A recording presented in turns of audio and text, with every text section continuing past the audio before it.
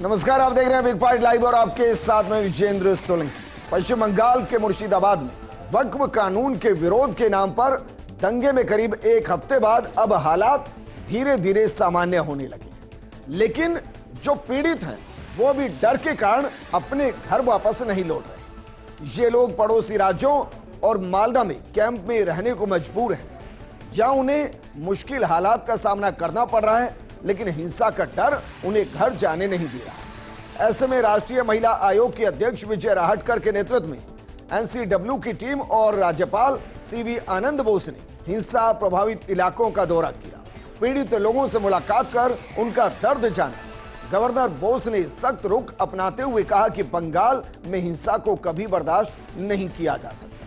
हिंसा का रास्ता अपनाने वाली मानसिकता को जड़ से खत्म करने की जरूरत।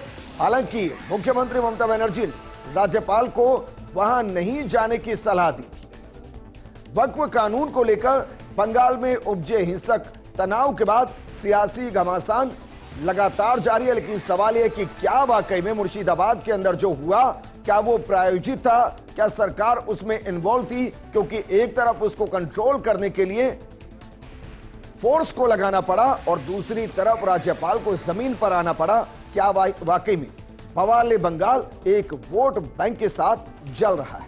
आज बात इसी मुद्दे पर।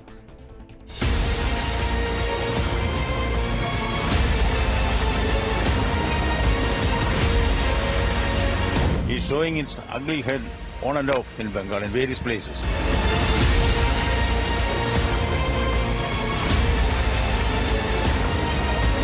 बहुत कल्पना के बाहर से है। इन महिलाओं को बहुत तकलीफ हुई है, इनके घर भी जले गए हैं, इनसे फोर्सफुली इनको घर से बाहर निकाल दिया गया है, इनके साथ अनेक सेक्सुअल असॉल्ट भी हुए हैं।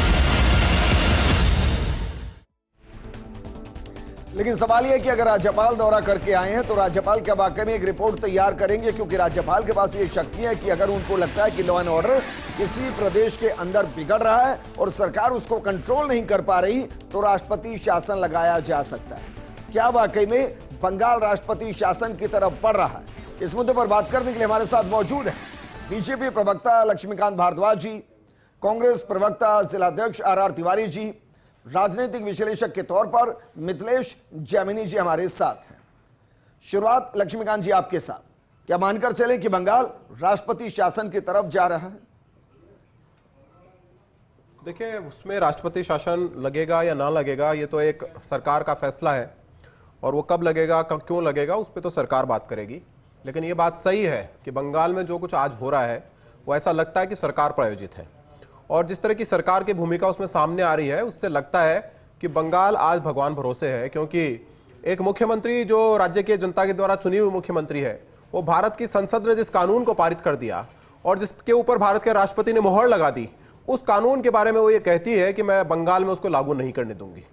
तो ये समझ लीजिए कि वो भारत के संविधान से ऊपर होकर बोल रही है, भारत के लोकतंत्र से ऊपर होकर बोल रही है, और जो लोग इस तरह की मानसिकता रख रहे हैं उन लोगों के समर्थन में खड़ी है। आपने उनका चरित्र देखा होगा इस मामले में कि वो बंगाल में मुस्लिम समाज के प्रतिनिधिमंडल से बात कर रही हैं, लेकिन वो उस चंदर और गोविंद के परिवार से मिलने नहीं गई जो खाने पीने की दुकान चलाते थे, और मुस्लिम भीड़ ने उनको पीट पीट कर मार दिया। उनका हालचाल जानने के लिए पहुंची जो शरणार्थी बनकर नालदा में और दूसरे राज्यों में शरणार्थी बनकर अपने घर को छोड़कर वहां रहने के लिए मजबूर हो गए। वो उसी बंगाल के नागरिक हैं, वहीं के नागरिक हैं, उनका हाल पहुंचने नहीं गई। आप ये देखिए कि ये जो इस तरह की परिस्थिति बनी हुई है कि एक भीड़ इकट्ठा होती है एक कानून के खिलाफ जो कि भारत के संसद ने पास किया है, उस कानून के खिलाफ इकट्ठा होती है और दो निर्दोष लोगों को पीट पीट कर मार देती है। आप ये बताइए कि उनका विरोध कानून के खिलाफ है या उनका विरोध एक दूसरे समुदाय के लोगों के खिलाफ है जिनको उन्होंने पीट पीट कर मार दिया। देखिए, कहते हैं कि भीड़ का कोई चेहरा नहीं होता, लेकिन विजेंद्र इस भीड़ का चेहरा है। यह भीड़ जानती है कि उसे किसे मारना है, इस भीड़ को पता है कि उसे किसके ऊपर हमला करना है, इस भीड़ को पता है कि उसको किसके घर जलाने हैं, इस भीड़ को पता है कि किसकी दुकान जलानी है, इस भीड़ को पता है कि किसको पलायन करने के लिए मजबूर करना है। और ये भीड़ आज की प्रायोजित भीड़ नहीं है। आपको पता होगा कि 90 के दशक में ऐसी ही भीड़ कश्मीर में लोगों को मार रही थी और कश्मीर में इस तरह का पलायन करवा रही थी। कश्मीर में हमारे बहन बेटियों के साथ जिस तरह का दुष्कर्म किया जा रहा था, जिस तरह गिरजा टिक्कू को वहां पर काटा गया था, जिस तरीके से हजारों लोगों को वो कश्मीर छोड़ने के लिए मजबूर किया गया था, वही परिस्थिति आज बंगाल में बनाई जा रही है। और जो सेकुलरिज्म के सूरमा है वो मुंह पे दही जमाकर बैठे हैं। दिल्ली में जो छोटी छोटी घटनाओं के ऊपर उड़ उड़ कर जाते हैं, बड़े बड़े बयान देते हैं, वो बंगाल के हिंदुओं के पलायन के ऊपर एक शब्द बोलने को तैयार नहीं है। जो हिंदुओं की मौत पर, मॉब लिंचिंग पर वहां एक शब्द बोलने को तैयार नहीं है। जो सेकुलरिज्म पे बड़े बड़े भाषण दिल्ली में बैठकर देते हैं, किसी भारतीय जनता पार्टी शासित राज्य में जाकर अगर छोटी सी घटना होती है तो वहां गिद्ध बनकर पहुंच जाते हैं। उनको बंगाल की फ्लाइट नहीं मिल रही है। आप ये समझ लीजिए। आर तिवारी जी, मुर्शिदाबाद में जो हुआ है वो सबके लिए एक अलार्मिंग स्टेज है सर, कि भाई कंट्रोल करना पड़ेगा और देश कानून से चलेगा, संविधान से चलेगा, किसी के बपोती नहीं है कि अपने हिसाब से चलाए। विजेंद्र, सबसे पहले तो मैं मुर्शिदाबाद में हुए दंगे में जो भी ईश्वर के चरणों में गए, मैं प्रार्थना करता हूं कि ईश्वर उनको अपने चरणों में स्थान दे। मैं भर्त्सना करता हूं ऐसी घटनाओं की। लक्ष्मीकांत भारद्वाज जी बड़े विद्वान वकील हैं। सरकार केंद्र में आपकी है और बंगाल में टीएमसी की सरकार की मुखिया है ममता बनर्जी। जो ममता बनर्जी पिछले कई सालों पहले भारतीय जनता पार्टी की आंखों का नूर थी। कांग्रेस का, अब आप कह रहे हो कि वो जो गिद्ध है, कई राजनीति में शब्दों की शब्दावली में हमको उपयोग करना चाहिए। आप अपने खुद के घर में तो झांको लक्ष्मीकांत भारद्वाज। मणिपुर 2 साल से जल रहा है, वहां तो 3 मौतों पर आप घड़ियाली आंसू बहा रहे हो। वो तो सनातन धर्म का एक केकर और मैतेई समाज वाले मुख्यमंत्री को हटाने के लिए आपके भारतीय जनता पार्टी का बहुमत उसके खिलाफ। लेकिन देश का प्रधानमंत्री नरेंद्र मोदी 2 साल में एक बार मणिपुर की धरती पर नहीं गए। देश के गृह मंत्री 3 बार गए, लेकिन मणिपुर आज भी जल रहा है। अरे महिलाओं को नंगा करके उनको किलोमीटर पैदल चलना पड़ता, वो आपको नजर नहीं आएगा। तो लेकिन भारतीय जनता, अरे हमारा तो विपक्ष का धर्म है। राहुल गांधी क्यों नहीं जा रहे? सवाले जा सकते हैं ना, ये तो 3 दिन की घटना। आप बंगाल के साथ मत जोड़ो। देश के सरकार में 21 राज्यों में 21 राज्यों में भारतीय जनता पार्टी की सरकार है। मणिपुर जल रहा है 2 साल से, लेकिन एक शब्द नहीं बोल रहे हैं देश के प्रधानमंत्री। और मैं कह रहा हूं, मैं चुनौती दे रहा हूं लक्ष्मीकांत भारद्वाज जी, कहीं कोई देश के प्रधानमंत्री जी का ट्वीट आया क्या मुर्शिदाबाद के दंगों के मामले में? कहीं कोई अमित शाह जी का ट्वीट आया क्या? आप विश्व हिंदू परिषद के नाम पे लखनऊ में आप प्रदर्शन करा लो, जयपुर में करा लो, मध्य प्रदेश में करा लो। अरे एनआई से आप जांच की बात करो, आपका गवर्नर वहां जाते हैं, कांग्रेस के बीच में क्यों लाते हो? नाम ही नहीं लिया मैंने कांग्रेस का, आप अपने आप को अपने ऊपर ले रहे हो। देखिए विजेंद्र, इन्होंने 2 बातें उठाई, एक मणिपुर की बात उठाई और एक बंगाल की बात उठाई। मणिपुर यहां से 2800 किलोमीटर दूर है विजेंद्र, और मणिपुर में भारत जो इस तरह की घटनाएं नहीं है क्या? आप सुन लो महाराज, देश के प्रधानमंत्री महाराज सुन लो, आप नहीं है क्या? सुन लो सांसद आपके नहीं है क्या? अरे सुन लो, आपके नहीं है क्या? सुन लो आप। मणिपुर में जिस तरह की आगजनी हो रही है, जिस तरह का वहां पर हिंसा हो रही है, वो नई बात नहीं है। मणिपुर में पहले भी इस तरह की घटनाएं हुई, इससे भी बड़ी घटनाएं होती हैं। कांग्रेस पार्टी के शासन में 1995 में भी हुई, लेकिन भारतीय जनता पार्टी की सरकार ने मणिपुर के हालात को सामान्य करने के लिए बहुत सारे कदम उठाए और आज वह स्थिति बनने आई है। लेकिन मणिपुर तो यहां से 2800 किलोमीटर दूर है विजेंद्र। ये प्रतापगढ़ का हमारा धरियावाद नग्न करके बेटी घुमाई गई कांग्रेस पार्टी के शासन में, और यहां आकर बोलते हैं, शर्म नहीं आती उनको बोलते हुए? अरे क्या किया आपने? एफआईआर तक दर्ज नहीं की, एफआईआर तक दर्ज नहीं की आपने, एफआईआर तक दर्ज नहीं किया आपने, एफआईआर तक दर्ज नहीं किया आपने। हमने इशू उठाया, उसके बाद आपके, अरे वो भी आदिवासी थी। आप राजस्थान की बात कर लो, राजस्थान की बात कर लो, जहां का हवा पानी खाते हो आप, जहां की जनता का वोट लेने के लिए चुनाव लड़ने जाते हो आप, वहां का बात कर लो आप। अरे वोट चुनाव लड़ने आए थे ना, हवामहल में नहीं लड़ना चुनाव, हवामहल में नहीं लड़ना चुनाव, हवामहल में चुनाव नहीं लड़ना ना, हवामहल की बात नहीं करोगे ना, हवामहल की बात नहीं करोगे ना। कैसे हिंदुओं का पलायन के लिए मजबूर किया गया था कांग्रेस पार्टी की सरकार में। अरे ये मणिपुर की बात कर लोगे, हवामहल की बात नहीं करोगे, हवामहल की बात नहीं करोगे, धरियावाद की बात नहीं करोगे, धरियावाद की बात नहीं करोगे। पोस्टर लग गए थे, पोस्टर लग गए थे। हमारी सरकार ने तो केंद्रीय रिजर्व पुलिस फोर्स को भेजा। हमारे साथ मौलाना नदीमुद्दीन भी जुड़ गए, मुस्लिम स्कॉलर हैं। नदीमुद्दीन जी, जरा ये बताइए सर कि अगर वक्फ कानून का विरोध भी है, एक बार के लिए मान भी ले, चलिए, जबकि वो राष्ट्रपति से हस्ताक्षर होने के बाद कानून है लोकतांत्रिक व्यवस्था में, फिर भी मान लेते हैं कि भाई विरोध है। तो विरोध का मतलब क्या ये है कि दूसरे धर्म के लोगों को टारगेट करके मारा जाएगा? उनका क्या कसूर सर?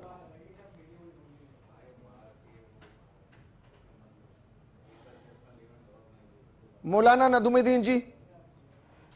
जी जी जी जी जी जी, जो मुर्शिदाबाद में हुआ, ऐसा क्यों होता है कि गुस्सा किसी का होता है, निकालते किसी पर है, घर किसी के जलते हैं, जान किसी की जाती है? देखिए सुनिए, तुम तो लफ्जों से मार देते हो, तुमको हथियार की क्या जरूरत है? तुमको जीत ने पागल कर दिया है, तुमको हार की जरूरत है। शुभेंदु अधिकारी ने एक ऐसा स्टेटमेंट दिया जिस पर बीजेपी को कड़ी कार्रवाई करनी चाहिए थी, मगर नहीं किया। उन्होंने कहा कि अगर हमारी सरकार आएगी तो जो मुसलमान एमएलए जीत के आएंगे उनको असेंबली से उठा करके फेंक दिया जाएगा। ये कोई बात बोली है? ये कोई भाषा है?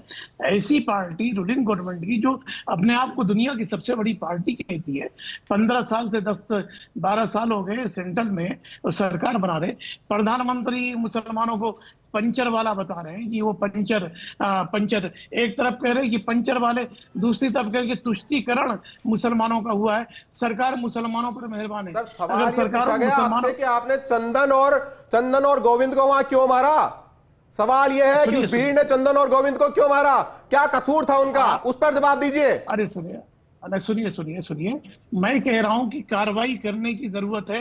ममता बनर्जी को, ममता बनर्जी को, भाजपा के लोगों। नदुमुद्दीन जी, मेरा बहुत बेसिक सवाल है, सुनिए सर, मेरा बहुत बेसिक सवाल है भाई। ये 10,000 के आसपास अचानक से आते हैं, हथियार लेकर आते हैं, दुकानों को जलाते हैं, घरों को जलाते हैं, हिंदू परिवारों को पलायन करना पड़ता है, ऐसा क्यों होता है जगह जगह? देखिए सुनिए, मोदी सरकार जो है, मोदी सरकार पूर्व हिंदुत्व की सरकार है, फिर भी हिंदू पलायन कर रहे हैं। अमित शाह क्या करे? सरकार पर खर्च करो। ममता बनर्जी की अगर हिम्मत है। अरे सर, आप समझ नहीं रहे, मैं उस सोच को समझना चाह रहा हूं सिर्फ आपसे, मैं सिर्फ आपसे उस सोच को समझना चाह रहा हूं कि ऐसा क्या है कि जहां मुस्लिम पॉपुलेशन ज्यादा है वहां हिंदू डर के साए में रह रहा है। मैं सिर्फ उसको समझना चाह रहा हूं, क्यों ऐसा हो रहा है? ठीक, आप देखिए, आप कह रहे हैं कि मुसलमान जहां ज्यादा है, हिंदू डर के साए में। प्रधानमंत्री कहते हैं कि मैं मुस्लिम एरिया में था, मेरे घर में ईद के दिन खाना आता है। अब प्रधानमंत्री झूठ बोल रहे हैं या आप झूठ बोल रहे हैं? दोनों में पहले अरे सर, मैं सियासत में नहीं जा रहा हूं, मैं तो जमीनी हकीकत बता रहा हूं जामिनी जी। नहीं, क्योंकि ममता बनर्जी के कई बयानों को मैंने सुना जहां वो सीधा वोट मांगने के लिए उनको अल्लाह तक की कसम देती है और सीधे तौर पर ध्रुवीकरण करती है। क्या वाकई में अब जो राज्यपाल वहां पर गए, आपको लग रहा है कि अब इससे आगे बढ़ा जा सकता है, या फिर लगता है कि नहीं, वहां हालात सामान्य हो गए, जो घटना था घट गया, अब पलायन वापस होगा? क्योंकि मैंने बहुत देखा है, जब इस तरीके से पलायन होता है ना, तो फिर परिवार वापस जाने से 100 बार सोचता है और फिर घर के बाहर वो तख्ती लगती है जिस पर लिखा जाता है ये मकान बिकाऊ है। देखिए विजेंद्र, सबसे इंपॉर्टेंट चीज है कि जो योगी आदित्यनाथ ने स्पीच दिया है उस पर काम करने की जरूरत है। उन्होंने 2 बड़ी बातें कही कि लातों के देव बातों से नहीं मानते, और दूसरी इंपॉर्टेंट बात कही कि ममता बनर्जी उन्हें शांति दूत बताती है। तो इंपॉर्टेंट चीज है कि तुष्टीकरण, दुष्प्रचार और जो ये भीड़ है उसका जो एनालिसिस किया गया है वो इस देश के लिए सबसे डरावने वाला दृश्य है। तमाम जो थे भीड़ में शामिल वो किशोर थे, और किशोर को भड़काकर वो पुलिस पर भी हमला कर रहे हैं, सीआरपीएफ पे भी हमला कर रहे हैं। और सबसे डराने वाली बात है कि उसमें टर्की का फाइनेंस पकड़ में आया है, कि टर्की से फाइनेंस हुआ था, मदरसों के जरिए हुआ था। तो ये इस मुल्क की सबसे डरावने वाली तस्वीर है, और जो ये कह रही है कि कश्मीर में भी कभी ऐसा हुआ होगा। और दूसरा इंपॉर्टेंट इसमें पहलू है वो ये है कि हमारे देश के उपराष्ट्रपति जी कल कह रहे थे कि 142 की न्यूक्लियर पावर उनको मिली हुई है। तो आप भी जब इस पश्चिम बंगाल के राज्यपाल थे, आपके साथ भी क्या किया था इस ममता दीदी ने, आपको याद होगा। आपको विश्वविद्यालय के गेट में नहीं घुसने दिया था, आपसे कुलपति बनाने के पावर छीन लिए, तब आपने अनुशंसा क्यों नहीं की? अब ये क्या सियासी कारण है कि बंगाल को चलाकर 356 जो लगानी चाहिए राष्ट्रपति शासन क्यों नहीं लगाया जाता? सबसे इंपॉर्टेंट चीज है कि वो इमामों से बात करती है ममता दीदी, और रोहिंग्या और तमाम मुसलमानों के फर्जी आधार कार्ड बनाकर उनको नागरिकता देके वोट बैंक की राजनीति की जा रही है। बगल में बंगाल जल रहा है, बंगाल जैसा ये बंगाल बनाने की साजिश हो रही है। और फिर हम अगर दही जमा के बैठे हैं, जैसा अभी लक्ष्मीकांत जी ने कहा, तो इससे ज्यादा डराने वाला दृश्य नहीं हो सकता। सबसे इंपॉर्टेंट चीज है। अब सियासतदान इसमें एक बहुत बड़ी चीज कहते हैं, वो ये कहते हैं कि ममता दीदी पर किसका आशीर्वाद है। ये सबसे बड़ा सवाल है कि ममता को आखिर कौन बचाता है। क्या ऐसा तो नहीं है कि इंडिया गठबंधन में राहुल गांधी की नाक में अगर कोई नकेल डालने वाली है तो वो ममता दीदी है, और ममता दीदी को बचाने के चक्कर में कश्मीर दूसरा तैयार हो रहा है। यह भी आज खुलासा होना चाहिए कि एक गवर्नर को धमका रही हैं। साहब आप देखिए, पत्रकारों, बंगाल में हम कहां हैं? अरे आप कहीं नहीं हो, राहुल गांधी देश का आपकी सहयोगी है इंडिया गठबंधन में। ममता बनर्जी आपकी सहयोगी है इंडिया गठबंधन में, आपकी सहयोग है। को स्वीकार करो। इंडिया गठबंधन में जनता पार्टी के सफलताओं को आप आर तिवारी जी भाई आपके पॉलिटिकल पार्टनर है वो। क्या लेना देना? आर तिवारी जी आपके पॉलिटिकल पार्टनर है भाई, दंगाई कांग्रेस किसी की का पॉलिटिकल चेहरा नहीं पार्टनर है। है। हम हर दंगे के खिलाफ है। आप बोलिए, एक मिनट। आर तिवारी जी बोलिए। राहुल गांधी आर तिवारी शामिल जी करते हो। ठीक है, आर तिवारी जी बोलिए कि पश्चिम बंगाल में राष्ट्रपति शासन लगाइए, कांग्रेस साथ लगाए है। ना, बोलिए कांग्रेस साथ है। अमित शाह जाए देश के, अगर हम सर बोलिए कांग्रेस साथ है बीजेपी के। धारा 370 हटा दी ना आपने कश्मीर में। दिल्ली के अंदर विस्थापित बैठे चले गए क्या हमारे कश्मीर के लोग? मैं क्या कह रहा हूं, जम्मू आप में कहिए चले गए भाई क्या? कांग्रेस साथ है, अब वहां राष्ट्रपति शासन लगाइए। जम्मू कश्मीर के आदमी दिल्ली में बोलिए, रह बोलिए, रहे हैं। मित्रेश जी, बोलिए। जम्मू विजेंद्र जी, कश्मीर में सबसे रह बड़ी रहे हैं। बात है आप वहां कि आज ठीक, एक मिनट। पंडितों को एक आपने मिनट पुनर्वास कर दिया क्या? एक मिनट आ रहा। सबसे बड़ी बात है कि आज ममता बनर्जी न लोकतांत्रिक मूल्यों को मान रही है, न हटा न्यायपालिका दो। को मान रही अरे है, न राष्ट्रपति संविधान शासन को मान लागू रही है। कराओ ना। फिर आखिर ऐसी क्या मजबूरी है? वो योगी आदित्यनाथ के लिए करेंगे, योगी नहीं भोगी है। तो आप तमाम चीजें आप देखिए कि वो वहां बैठकर किस तरीके से पूरी बीजेपी को खींच रही है, अकेली ममता बनर्जी। और कहीं न कहीं जो आपने 2021 में भी ये नजारा देखा था, जब टीएमसी के कार्यकर्ताओं ने बीजेपी वालों को चुन चुन कर मारा था और बीजेपी वालों को असम में जाके अपनी जान बचानी पड़ी थी। आप कब तक ये हाथों में चूड़ियां पहन के बैठे रहोगे? और उपराष्ट्रपति जी को दिख नहीं रहा कि आप राज्यपाल रह के आए हो, आप उसी समय अनुशंसा करते। आज जिस तरीके से जिस भी हिंदू परिवार के साथ ये घटना हुई है उसमें बराबर के शरीक है ये भी, इनको भी उस समय अनुशंसा करनी चाहिए। अभी वर्तमान में जो राज्यपाल है उनको वर्तमान में अनुशंसा करनी चाहिए कि भाई टर्की से फाइनेंस हुआ, पश्चिम बंगाल के अंदर बंगाल से, बांग्लादेश से आकर घुसपैठ हुआ, सारे यूथ हैं। अगर ये सब कुछ हो रहा है तो क्या इंटेलिजेंस फेलियर नहीं है?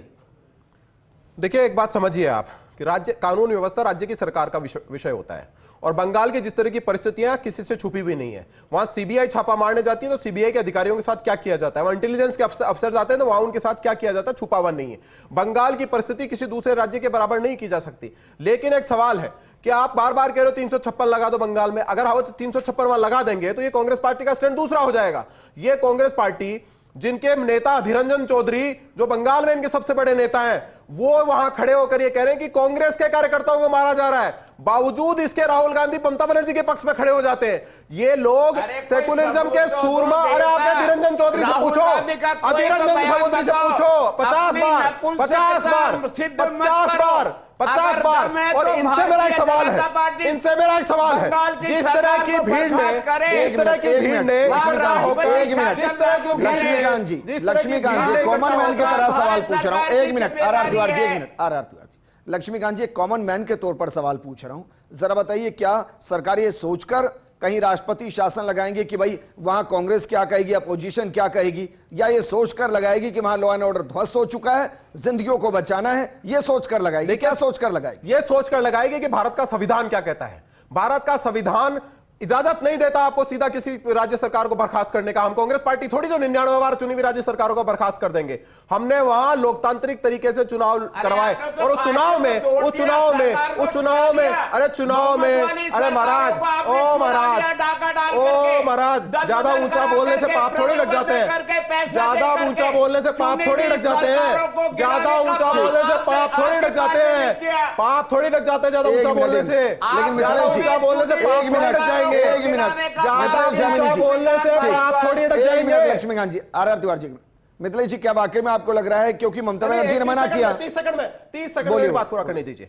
देखिए 356 लगाने की बात तो पिछली कांग्रेस पार्टी की सरकार के समय राजस्थान में भी हुई थी। जिस तरह के हालात थे, जिस तरह प्रतापगढ़ में, धरियावाद में नग्न करके हमारी एक आदिवासी बहन को घुमाया गया था, जिस तरीके से हमारी बेटियां टुकड़ों में काटकर भट्टियों में जलाई जा रही थी, 356 लगाने की मांग तो देश के लोग तब भी कर रहे थे। लेकिन कांग्रेस पार्टी की सरकार होते हुए भी हमने नहीं लगाया। लोकतंत्र में विश्वास करने वाले लोग, इन सारी घटनाओं में विश्वास करने वाले हैं सर। राजस्थान में कभी भी उस दौर में 10,000 की मॉब दूसरे के घरों को जलाने के लिए नहीं निकली, उस दौर में नहीं निकली। क्या बात कर रहे हो आप? करौली में किस तरह जलाया? करौली में किस तरह जलाया? जोधपुर में किस तरह जलाया? कोटा में इन्होंने पीएफआई को रैली निकालने की इजाजत दी। करौली में इसी पीएफआई ने डीजीपी को पत्र लिखकर कहा कि दंगे होंगे 2 दिन बाद। इन्हीं की सरकार में आसिफ हसाड़ी को किसने, इन्होंने वहां छपरा के को क्या वाकई में ममता बनर्जी के मना करने के बाद राज्यपाल का जाना, वहां पर विजय राहटकर का जाना, आपको लग रहा है कि बाकायदा एक रिपोर्ट तैयार होगी और उसके बाद कोई भी एक्शन वहां हो सकता है? देखिए, यही तो शक है, सबसे बड़ा शक यही है इस राजनीति में कि ममता दीदी को हटाया क्यों नहीं जा सकता। क्योंकि जो वर्तमान उपराष्ट्रपति वो बहुत जिल्लत झेल के आए हुए हैं और वर्तमान में जो राज्यपाल है वो भी अच्छी तरह जानते हैं कि उनकी कोई पावर नहीं है। पूरे देश में एक पावर है कि वाइस चांसलर का जो अपॉइंटमेंट करता है वो गवर्नर करता है, लेकिन ममता दीदी ने अपना कानून संशोधित किया और सीएम करता है।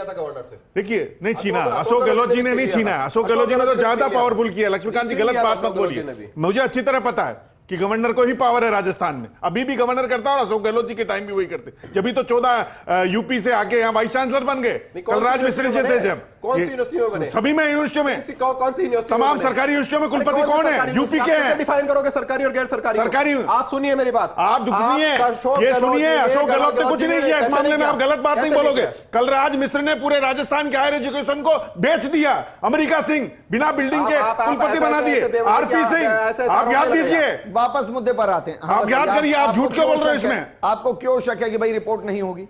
जिसका सबसे बड़ा रीजन है, लोग ये कहते हैं कि बीजेपी का दीदी भी ब्रह्मास्त्र है और दीदी को भी कब इस ब्रह्मास्त्र को चलाया जाएगा?